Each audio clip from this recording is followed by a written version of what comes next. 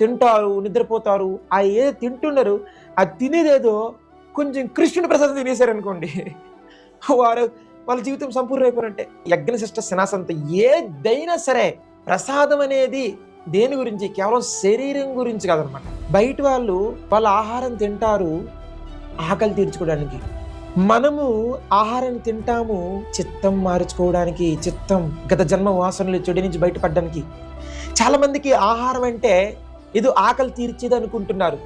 అదే ఆహారాన్ని భగవంతుడికి నివేదిస్తే అది కేవలం ఆకలి కాదు, మీ గత జన్మ పాప కృత్యాలని, ఆలోచనల్ని, చెడు చేసే ఆలోచనలు పుట్టని కామక్రోధ వేగాలని కూడా స్వామికి, ఆ కన్నయ్యకి నివేదించిన ఆహారాన్ని మీరు తనివి తీరుగా ఆస్వాదించి తీసుకుంటుంటే ఆహారం మీ శరీరం పైన, మీ చిత్తం పైన ప్రభావం చూపుతాయి అన్నమాట.